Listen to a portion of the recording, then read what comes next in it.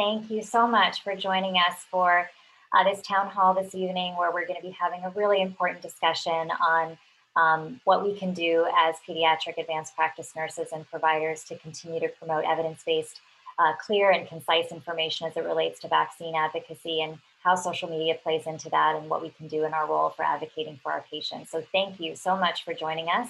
And in a moment, I'm going to introduce the leaders of our special interest group for immunizations, who will share some introductory remarks and introduce our speaker.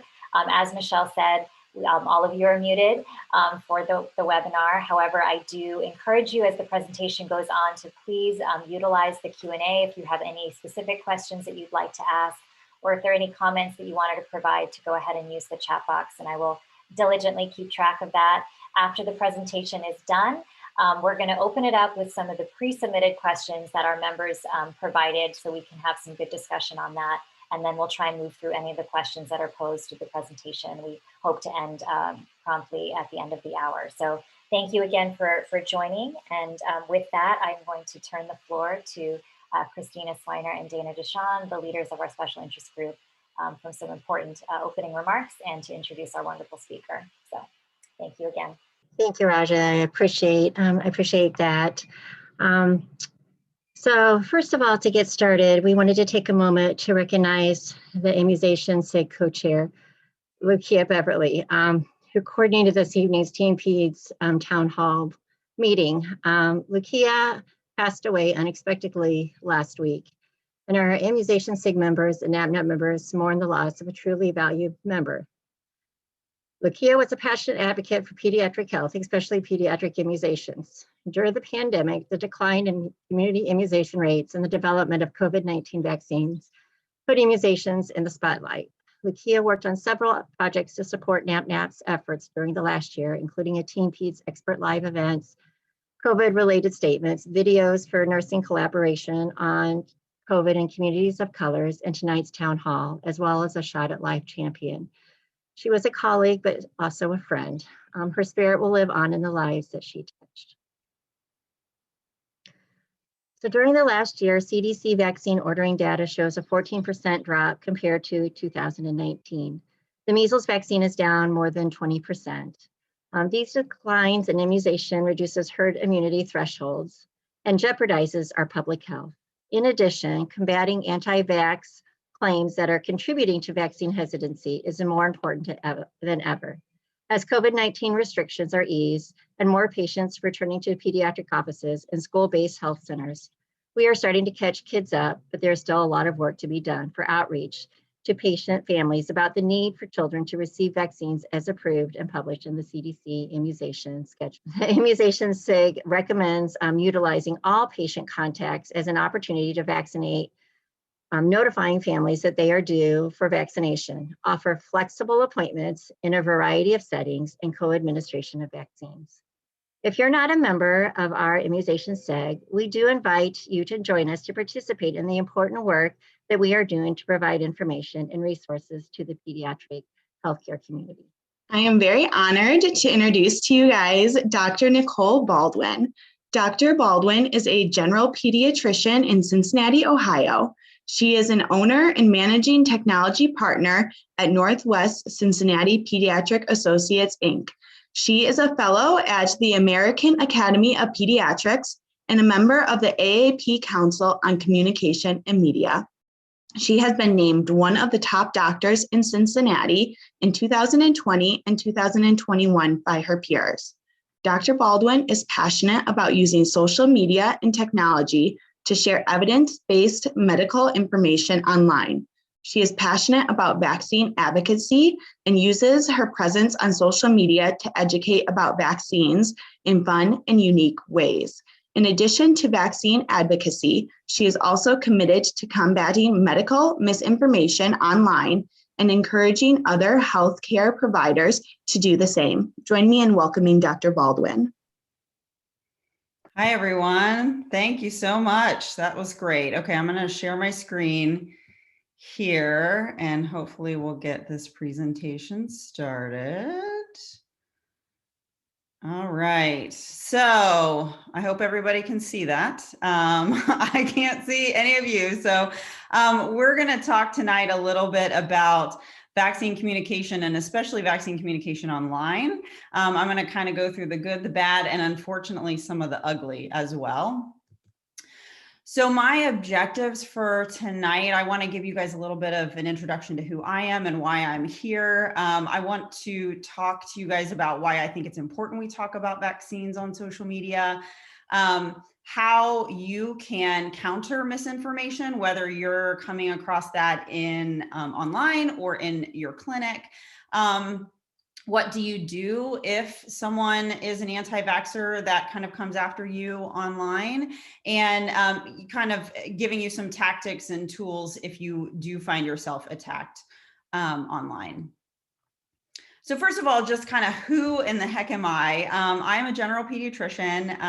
Like was said, I'm in Cincinnati, Ohio, and I have been in practice for almost 16 years. I'm in a group outpatient clinic. I am also a mom, so I have 2 kids. My son is going to be 25 very soon, and my daughter is 17, and they are both fully vaccinated, including COVID vaccine, which is super exciting for us.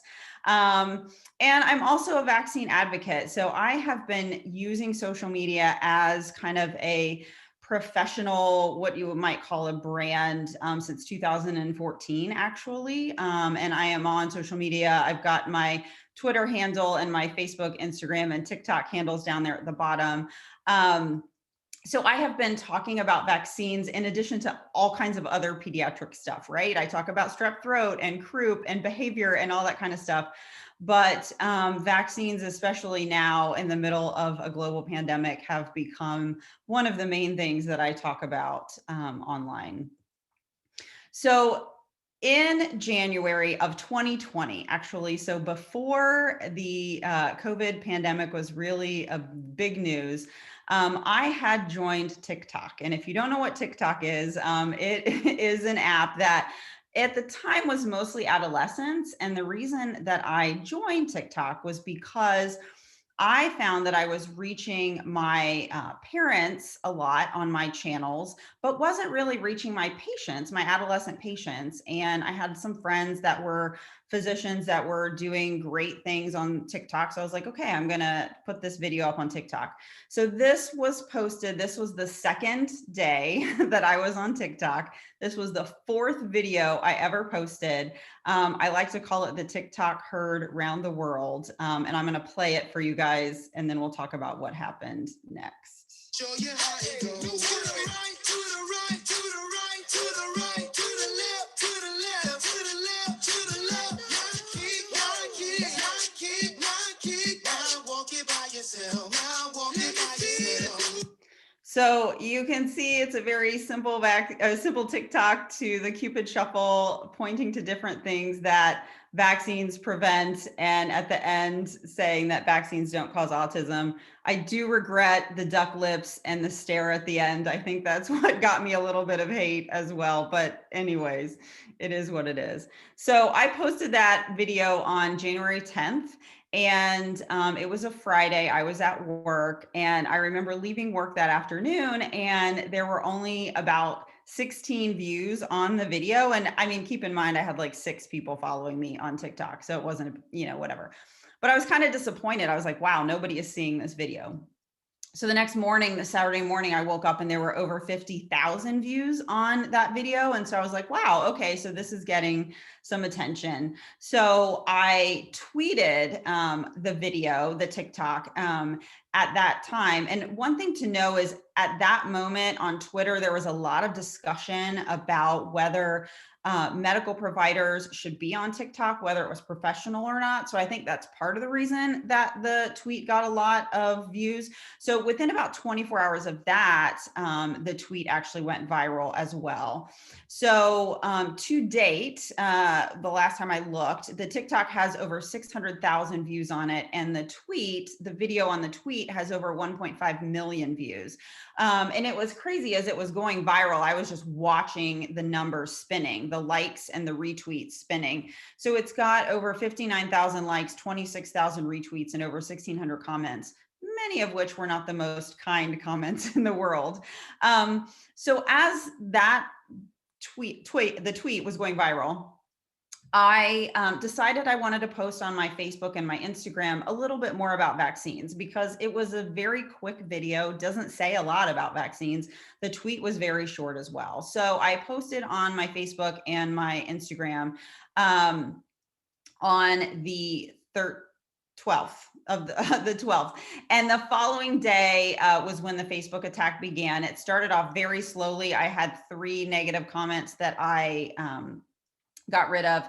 And then the 14th, so 4 days after the original TikTok was posted, was when the big attack happened. So it started off, I'd woken up that morning, I was getting lots of notifications from my Facebook page. And as they were coming in, I'm seeing these comments, I started banning people, and they just kept coming and coming and coming. And so I had to enlist a friend to help me as well. And then I had to work that night, so I had my husband helping me.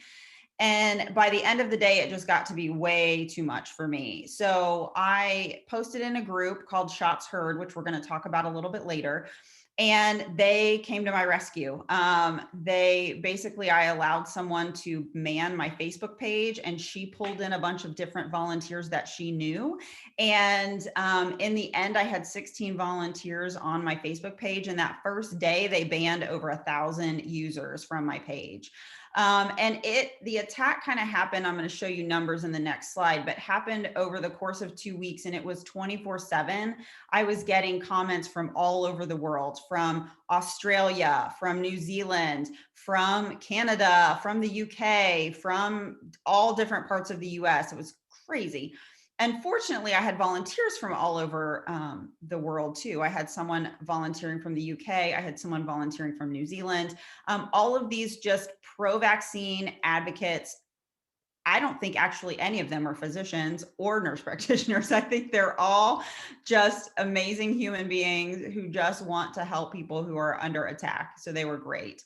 Also, as people were getting banned, they started actually calling my office. I was called a pedophile. Someone called and threatened to shut down our practice, so we had to get the police involved. I had called the police about some threatening comments on my own Facebook page, and we had the police kind of patrolling around our house a little bit for the first few days.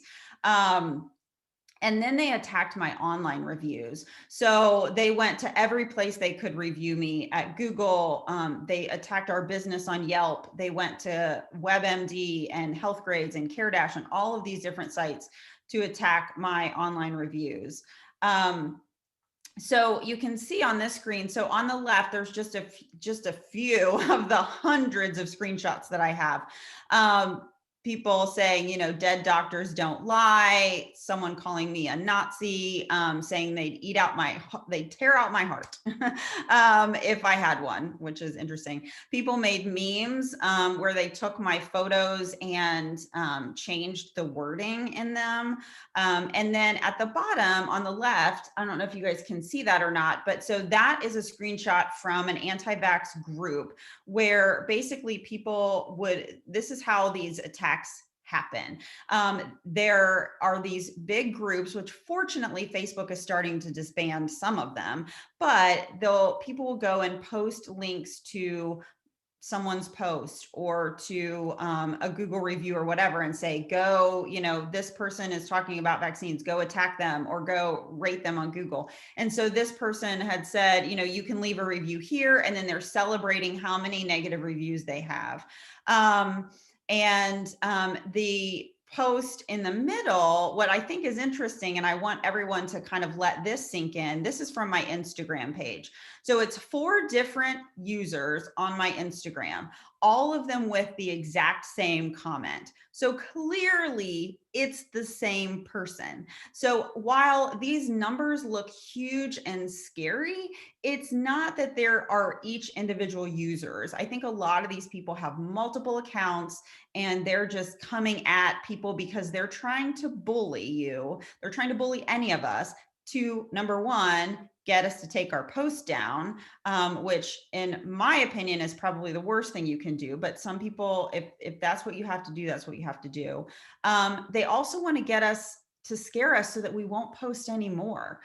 Because again, the way that they win is by filling the space of social media with all of their garbage, and by us as healthcare providers not putting ourselves out there. This is exactly their tactic. This is exactly what they want.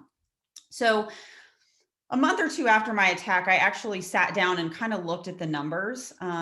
And so from January 13th through the 25th, on 3 of my platforms, and the reason Twitter is not on here is because I had subscribed to to something that would pre-ban people who were anti-science on Twitter. It was like a bot thing that would do that for you. So I had no way of knowing on Twitter how many I had actually banned. But on Facebook, Instagram, and TikTok, there were over 6,000 users that were banned over a 2-week period. Over 5,400 on Facebook, 650 on Instagram, and interestingly, only 74 on TikTok, because at the time, there weren't a ton of anti-vaxxers on TikTok. Unfortunately, that has changed over the course of the pandemic. There's certainly more there now. And, you know, some of my videos get some love over there from the anti-vaxxers, but it is what it is. So now that I've completely terrified all of you, why in the world would you ever want to discuss vaccines on social media? So, you know, first and foremost, because this little guy can't make his own decisions and he's not on social media. And, but you know, his mom probably is in the middle of the night when she's up breastfeeding him. She might be checking her Instagram feed or her Facebook feed. Maybe his dad is when he's bored with his Zoom meeting at work. And so I think it's so important that we're out there in this space for him and for all of the other kiddos that are out there. So one of the reasons I think it's so important we need to be on social media is we need to meet people where they're at. And let me tell you, people are on social media. This was a Pew Research survey from 2019, and it showed that 72% of US adults used at least one social media site at that point. And I can promise you that number is so much higher. I don't have this slide in this presentation, but over the course of the past year, I believe there have been, I think it's over 1 million new social media users per day in the world. So it has just, social media has exploded, especially during this pandemic, because we're all at home. What else are we doing, right?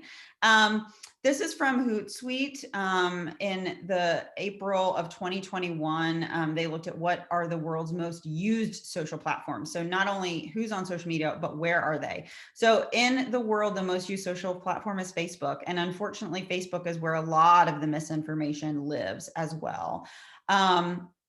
You know, Instagram is kind of up there as well. TikTok moved way up. When I did this presentation or something similar almost a year ago, TikTok was way at the bottom. So it has exploded over the past year. And Reddit, Twitter, Pinterest, those are kind of down further towards the bottom. So that's what are the most used, but what are people's favorites? What do they like? And this is people 16 to 64 years of age. People like WhatsApp and people like Facebook, of course, you know, Instagram, Twitter, they're up there. TikTok is up there as well. So kind of knowing like where are people and what platforms do they like? So another reason I think it's important for all of us to be on social media is that it helps to broaden our reach. So any of us who are seeing patients in a clinic, I can only speak for myself, but I see between 20 and 30 patients a day. And I'm potentially talking about vaccines with all of them, but maybe not. Kid who has an ear infection, who's up to date on his vaccines, I'm probably not talking about vaccines with them. So there's a finite number of patients that we can reach in our offices. But when you're on social media, that number can explode. And it also is convenient for our families. You know, I post about more than just vaccines. I post about croup, and I post about behaviors and tantrums and strong-willed kids and all these other things. And I have families that come in and they say, oh, I saw that post about, you know, this strong-willed child. It helped me so much with my 2-year-old, things like that. So it helps us to broaden our reach beyond just what we're seeing in our 4 walls. And when this was a survey that was done back in November, early December, so before any of the COVID vaccines were authorized, and this is from the Kaiser Family Foundation, and they asked people, who do you trust the most for information about the COVID vaccine? And at the very top are doctors and healthcare providers, their own healthcare provider or doctor, above the CDC, above the FDA, above Dr. Fauci. People trust us. And so it's important that we're not only discussing this with them in the clinic, but that we're out in the spaces where they're at, talking with them too.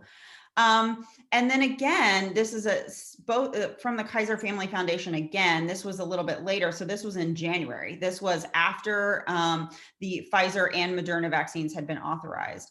And almost 80% of people said they're going to turn to their doctor, their nurse, or other healthcare provider when they're deciding whether or not to get a COVID vaccine. And that is so important. We are the ones that they're trusting, and it's just important that we're out there talking to them about it.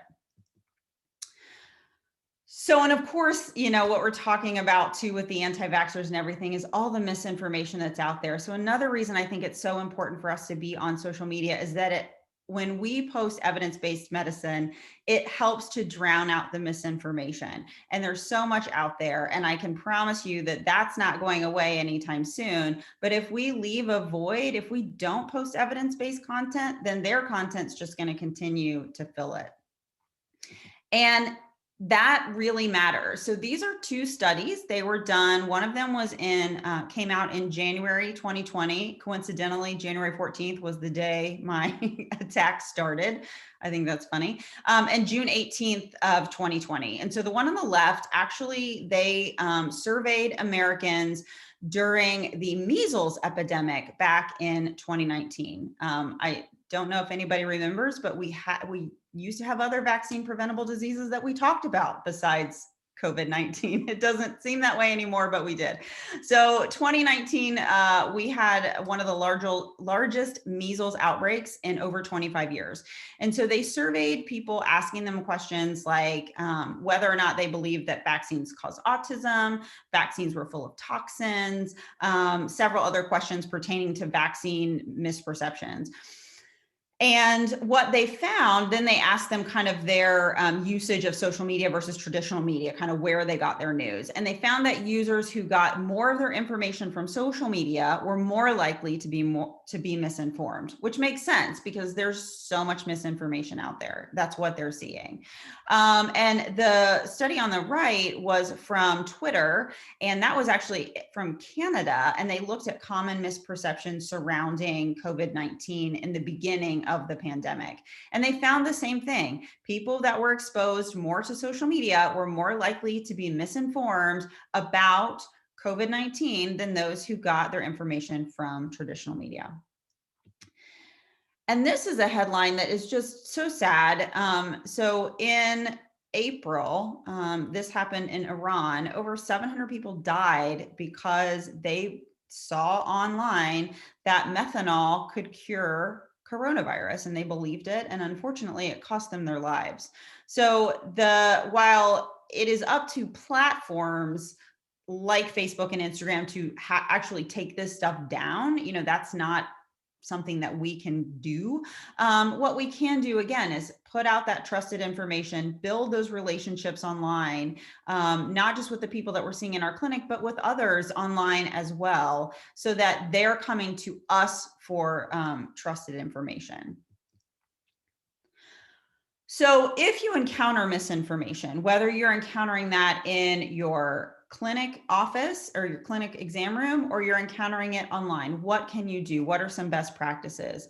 First and foremost, it is important that we are empathetic and we are not just correcting people. Because if you try to say to someone, no, that is wrong, you are wrong, they tend to dig in their heels a little bit and it can really backfire. But if somebody comes with a question or they're not sure, or maybe they say, I'm not getting that vaccine because there's a microchip in it, rather than saying, no, you're crazy and you're wrong, saying something like, I understand there's so many questions, there's so much information out there about these vaccines. Do you mind if I share some information with you about what I know? And there was actually a really good piece. The New York Times just put it out several hours ago. I got an email about it that goes through a conversation, how to have a conversation with someone who's vaccine hesitant based on motivational interviewing techniques. It's great. So if you guys subscribe to the New York Times, check it out. It was really good. Also, something else you can do is make it personal. Talk to your families or post online about why you are getting vaccinated or why you're planning to vaccinate your kids. And it doesn't just have to be about COVID. It can be about any vaccines.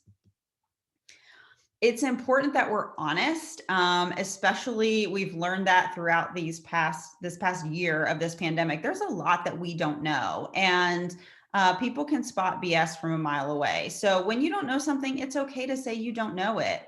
It's okay to say, gosh, I've never heard that. Let me go look it up and get back to you. Or no, we don't know how long immunity to these vaccines is going to last. This is what we do know.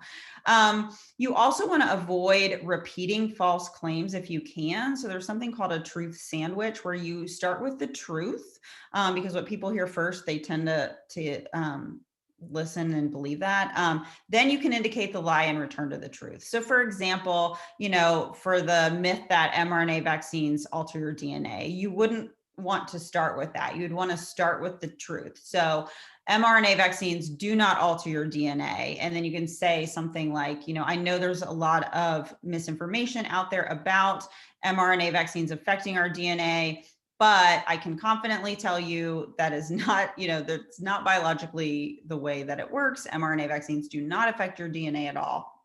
Something like that could be helpful. So that is talking more about people who have questions, people who are maybe hesitant, but what do you do with a true anti-vaxxer? And I am talking about the people that were coming at me with death threats and bullying and all of that kind of stuff. How do you handle them? So first and foremost, don't feed the trolls. And what does that mean? So a lot of people are just out there to cause problems. They are probably sitting in their parents' basement and they are just wanting to get a rise out of you. They're wanting to get a reaction from you. And so do not comment, do not engage. Those are people you just want to ban and move on. So sometimes in the beginning, it can be a little bit difficult to weed out, what is a real question versus what is someone that's just kind of trolling. And because sometimes the trolls can be sneaky. I mean, they can pose a question that looks legit when really it is them trying to bait you into a debate or an argument. And you'll figure it out really quickly. So if you post something on social media and you find yourself under attack, what should you do? First and foremost, please do not panic. It feels very panicky sometimes when it happens, but take a breath and don't panic. What is important is that you report any comments, especially any threatening comments, because if there are users that are going after multiple people and threatening them, the more reports, then hopefully that platform will take them, their account down. And then I advise, and so does many of us that have been attacked, is to ban that user from your page. So there's different ways to do this on different platforms, but by banning that user, then they can't come after you again, which makes future posting a lot more comfortable. I'll be honest.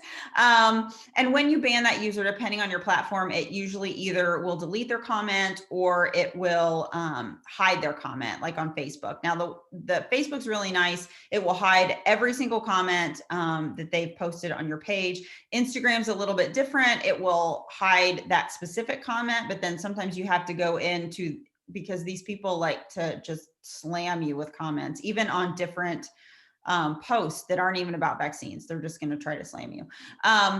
And so you might have to go in and delete some of those comments if you're not comfortable with them being on your page. Number 3, get help if you need it. So sometimes these things happen and they're small and you can handle it yourself. Other times it gets very overwhelming. And I'm going to talk in the next slide about the next couple slides where you can get help. Fourth, watch your online reviews. I do think online reviews are probably a little bit different for nurse practitioners than they are for physicians, but I think it's important. Maybe you should alert your employer to let them know if something is going on, because they could find out where you work and come after your employer or their business. And there are places where nurse practitioners are reviewed. So I think it's important that you keep an eye on your online reviews and make sure to report any false reviews on there. So this is a group, Shotsherorg. If you've not heard of them, I encourage everybody to go to their website and join this group. It's a great group. This group was started by Todd Willin and Chad Herman, which are a pediatrician and his communications director in Pittsburgh. And their group was attacked back in, I believe it was 2018, after they posted a video about the HPV vaccine. And so they formed this alliance of like-minded healthcare providers and other pro-vaccine advocates who are there to help defend those of us who come under attack. And so what happens, what they do, they have a Facebook page where you can put an alert out if you're finding yourself under attack. They will send out email blasts to everyone that's in the group and say, hey, you know, this person is finding themselves attacked. Please go support them with your positive comments. Please go answer. You know, sometimes it's just a matter of answering questions or kind of helping that person answer true questions that are out there. And at, you know, worst comes to worst, there are people that can come in, like came in with me, and help man a page and ban people, delete, things like that. So definitely check them out. They also have a toolkit.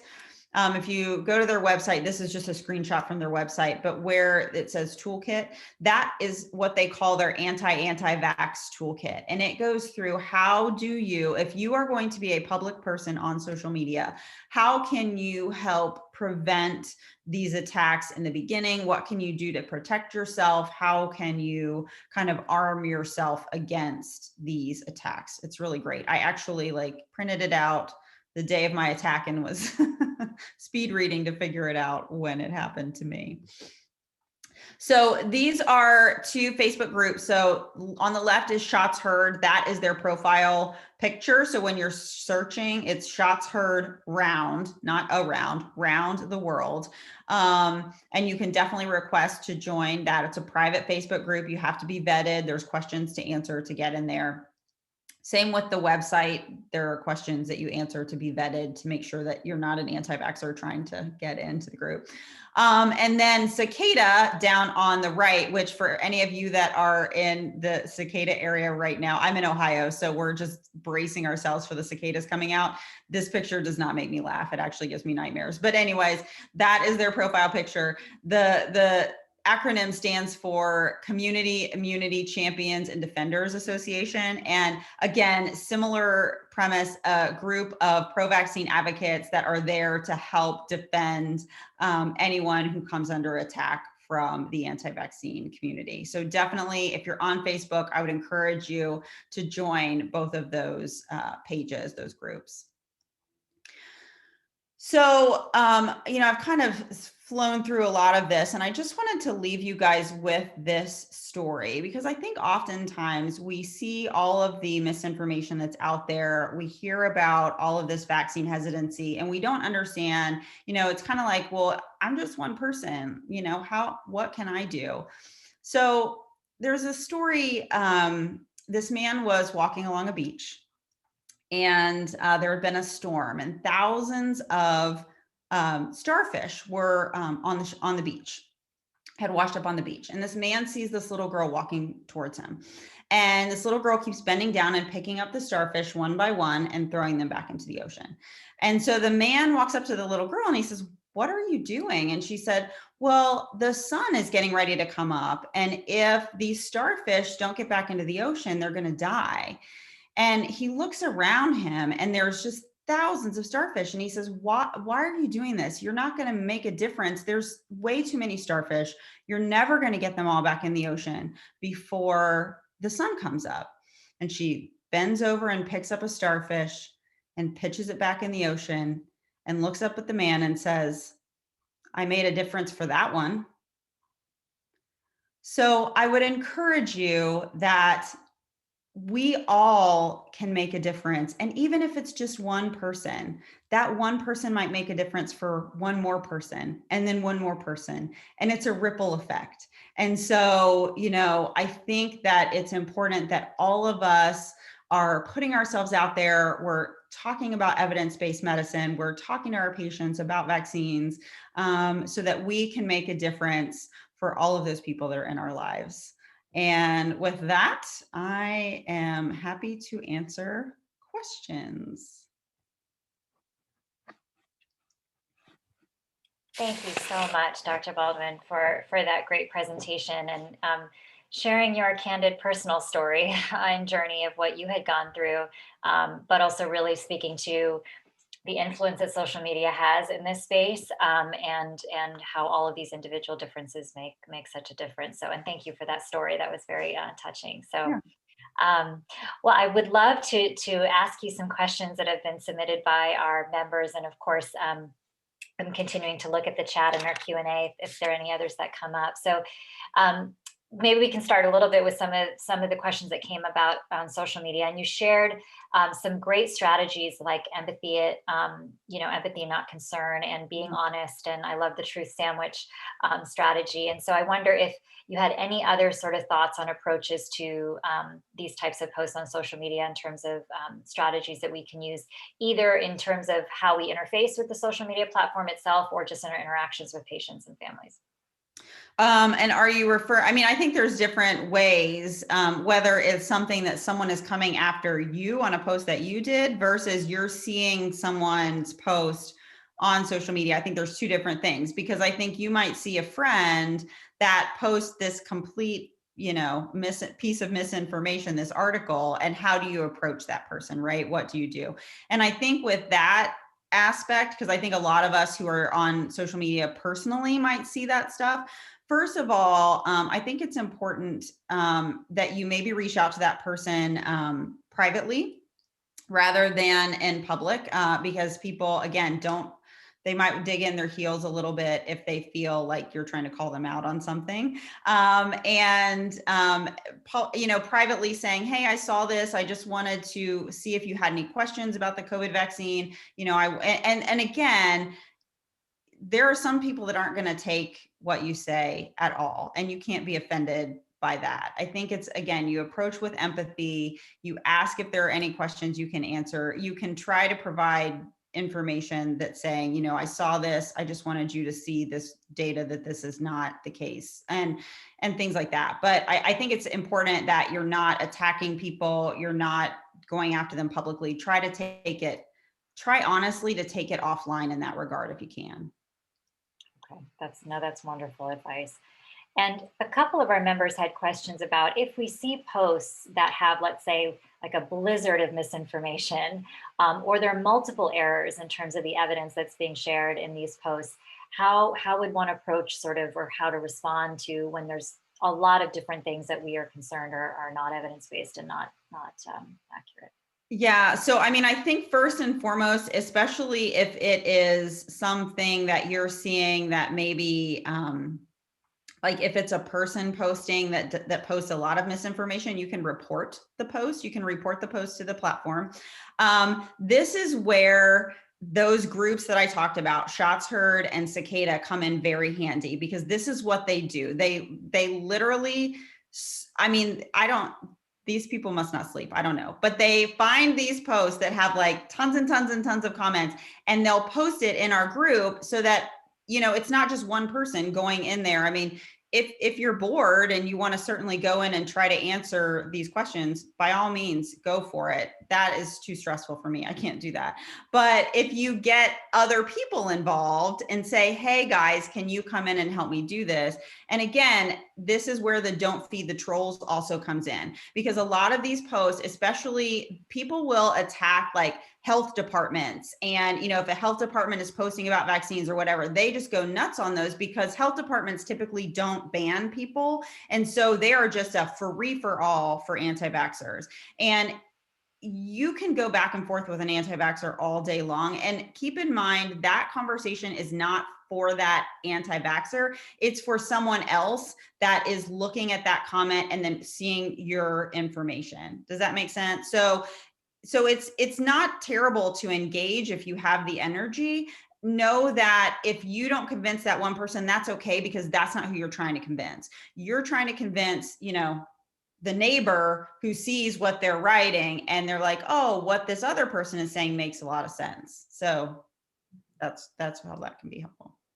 Yeah, that's very helpful. And you shared such interesting data about the most used social media platforms and also the ones that are the most favorite. And so do you think that messages, if we're trying to convey the importance of vaccine advocacy, should be tailored or looked at differently depending on the type of social media platform that one is using? Yeah, absolutely. So I think that you have to know your audience. And, you know, I obviously didn't include the different audiences that are on different platforms, but and I would encourage people to, if you are wanting to get out there and be more public, choose a platform that you're comfortable with. Choose the platform you like that you use a lot. If you love your Facebook, but you're terrified of TikTok, don't jump into TikTok. Like, go on Facebook. And, you know, certainly different platforms lend themselves to different lengths of content. You know, TikTok is these super short, quirky videos. The weirder you are, the more views you get kind of stuff, versus Twitter is this very, very brief stuff, which is mostly, it's a lot more professionals, I feel like, on Twitter than if you're wanting to reach the moms. Instagram and Facebook is where it's at. And you do have to tailor your information to that. Okay, that's great. And Dana also had posted in our chat that Stronger.org is another site to help report any concerns to and dispel the posts. So that's helpful to know as well. So Stronger is actually headed by the same group now that's running Shotsherorg. So they're actually under the same umbrella. Shotsherorg went as a nonprofit a few months ago, sometime during the pandemic. So they're connected, and Stronger is amazing. I love Stronger as well. They're very good. Great. That's a great resource too. Well, there were also some additional questions, and Dana and Christina would love to hear if you have any thoughts as well, just on how we approach vaccine hesitancy in general. And so I'm wondering if you can share any specific resources. I know that our association has several videos that our Immunization SIG has put together to just interviewing techniques in terms of how do we best approach and working with patients and families who may be vaccine hesitant. But are there any other resources that we could continue to use to educate ourselves about how to be more prepared to have those conversations? You know, I think in general, if you can find something out there about motivational interviewing, and I don't have a specific link or site for that, but motivational interviewing techniques for sure are great. Honestly, the CDC has some really great Q&As for COVID vaccines and other vaccines in general. The Children's Hospital of Philadelphia, or CHOP Vaccine Education Center, is just got amazing resources, both for parents and for healthcare providers. If there's a question about, you know, someone's asking you a question about fetal cells in vaccines and you don't know the answer to it, that's a great place to go to find information. But again, if you're looking at how do you then answer that question, those motivational interviewing techniques is where it's really important to learn those. Okay. And let's say we're in a clinical situation in any kind of setting, and we've identified that this patient or family, you know, appears to be vaccine hesitant. Do you have any suggestions or advice in terms of how to best do a follow-up once we've identified that it's there? We may have started to address it in that visit, but then they've left, and, you know, we'll see them again at another time. How to best sort of follow up and keep engaged with that parent or caregiver in the discussion? You know, I mean, I would say it's important that you kind of talk about it almost every time, every visit that patient's in your office. And especially if it's an infant, they're in your office a lot. And so I think it's important to kind of gauge someone's readiness too. I think that there are some families that may be hesitant about certain vaccines, or they may want to spread vaccines out a little bit, but they're willing to do the vaccines. And so I think sometimes we have to work with that. If I have to space out vaccines and have this child come in, every week or once a month, I'd rather that than them not get vaccines at all. And so I think it's important to not have that all or none, but to continue to discuss it every time. Like, for instance, with the COVID vaccine, I have a patient who is a type 1 diabetic and is 18 years old. And she had come in for a sick visit that I was ruling out COVID. And I was talking to her about the vaccine, and she didn't want to get it because her mom didn't want her to get it. And I kind of talked to her a little bit about why, whatever. And so then a couple weeks later, she came in to see me for a different sick visit for something else. And I brought up the COVID vaccine again, and again, she still didn't want to get it. But I think, anytime I see this patient, any touch point, and again, talking to her about, this is why your risk is higher. And, if your mom has questions, have her call me. And so I just think any little touch point, you just need to continue to have that conversation. Absolutely. And we have such, virtual ways of communicating, either through telehealth or messaging in our EMRs, to promote the message even outside when we're not, in front of the person. And so there's lots of touch points in a lot of new ways, which is great in terms of getting that messaging out.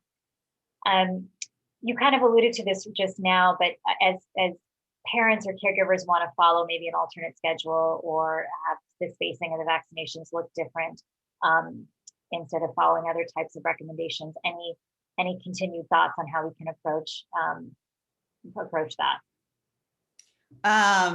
Sorry, say that again. I just had my daughter just texted me and it came That's across. okay. That's okay. No, just asking if, again, if we have a family who is maybe wanting to follow an alternate schedule in terms of the vaccinations, or spacing them out differently, thoughts on how we can just continue to promote sort of a messaging in that, but also take into account their interest in wanting to do so. Yeah, I mean, I think it's important, again, like I said, to, kind of give positive feedback that they are vaccinating their child, and kind of talk to them about, how you're glad they're protecting their child against this illness or whatever that they're choosing to vaccinate against that day.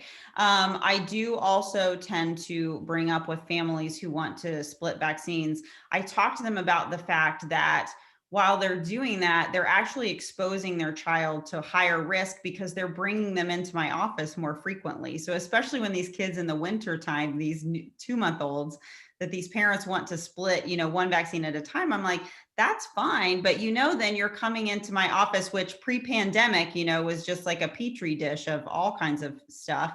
And so sometimes that allows them to kind of think like, oh, okay, maybe not.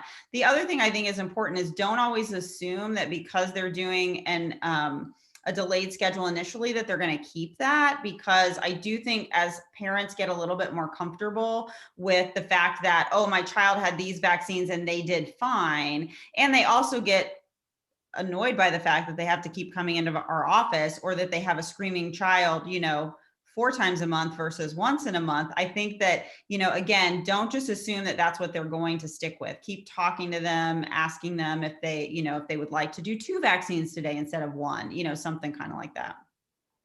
Yeah, perfect. And just wanted to make a couple notes that we are directing the attendees to also a site on Kids Health microsite. And that content is organized for caregivers, for children themselves or adolescents, so they can search for vaccines and learn specifics in easy to understand language. So we have that. And Dana just commented she found out today that that a provider in her office may be telling patients about not getting the COVID vaccine regarding exemptions and other things like that. So I guess any words of advice for colleagues, and if we have even caregivers who are in the healthcare profession who may be feeling one way, but maybe the other caregiver or parent may feel differently, those that are sort of well established and liked in the community, sort of how do we continue to promote a consistent message amongst all of us as well? That's really hard. And I don't know that I have a great answer to that, because I think also as nurse practitioners, you're often between a rock and a hard place, because it's just a different sometimes. So I will say we have 5 nurse practitioners in our office that I value. Actually, one of our nurse practitioners is my daughter's provider because I love her so much and she is smarter than I am. And so, but patients still don't see her that way, unfortunately. And so I think that is so challenging. And I think basically you have to be confident in your own knowledge, be confident in your own advice, and maybe even if that pediatrician is open to having a discussion with you, and I don't know their views or how they act, but maybe you could have a discussion with that pediatrician about, why you're concerned with their behavior of providing exemptions for people that don't need to be exempt. But I mean, I think in the end, you got to do what you can do, and you can't control that person, unfortunately. Some continued resources as well that are being posted in the chat is Vaccinate Your Family, as well as, again, our special interest group immunization page has a lot of several original resources. We put that link there. And we did have a couple questions specifically about the COVID-19 vaccine, and I just want our attendees and members to know that we'll be messaging out some additional information about a webinar that will be happening next week. Patsy Stinchfield, who's a pediatric nurse practitioner and has been a tireless advocate in this space for vaccine advocacy, will be on a panel around the COVID-19 vaccine, specifically as SnapMap is a partner in the organization that she'll be speaking as a panelist for. And so we'll make sure we post that in our open forum and other channels for more information specifically on the COVID-19 vaccine. One other question, Dr. Baldwin, that came up is NAPNAP, along with so many other associations in child health, continue to be really committed to diversity and equity and inclusion. And in the space of vaccine hesitancy, we know that there are caregivers and families who may have a concern about the research maybe not being inclusive of the people of color or maybe another marginalized population that we want to include in the work to better understand. And so thoughts on how we can sort of address vaccine hesitancy in those who feel that their particular area of diversity isn't as represented or as well in the research that's being done. Yeah, I mean, I think the most important thing is just to acknowledge it. I think to acknowledge their questions and their concerns, because and especially when it comes to vaccine hesitancy, especially in the Black community and everything that has happened with the history of how awful science has been to the Black community in our history. I think the first thing you can do is acknowledge that. I think that potentially, so for me, what I try to do is really listen as much as I can, and also listen to other healthcare providers that are not like me. So other Black and Brown and Latinx and other providers, so that I can kind of know where to point someone in the direction of maybe a community that they might feel more comfortable with. But again, I just think acknowledging it is the most important thing that we can do. And patients are trusting us. We typically have this trusted relationship that we've built over years. And even though we may not all look the same or come from the same backgrounds, I do think our families value our opinions. And just if they feel validated, I think that goes above and beyond any statistic or anything else we can give them. Absolutely, absolutely. We have such a key role in that, especially when we're working with children and making sure that they feel that their voice is being heard and they belong. That's so important. So thank you for saying that. And I feel like so much of what we think about in this space with just general vaccine hesitancy and certainly social media is remaining positive and approaching these situations with a lot of optimism and confidence, and of course the evidence. And so I wonder if you have suggestions on how to do that, remain positive and build trust rather than, division, especially when we have to have these challenging conversations. I know that's a big question, but. Yeah.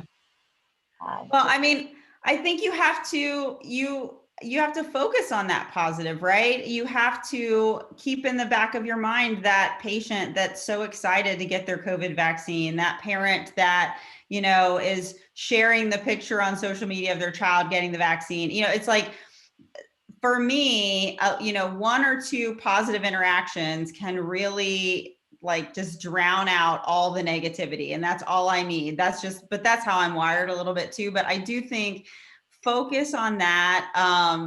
I'll tell you what, if you guys are on social media, look up the hashtag "This is our shot," which is where a lot of people use that hashtag, especially on Twitter and some on Instagram. And people are just retweeting photos of people getting the vaccine. And it's just so mind blowing. And especially now that the adolescents are getting it, it just warms your heart to see all of that. So focus on that positive if you can, and try to just push the negative away.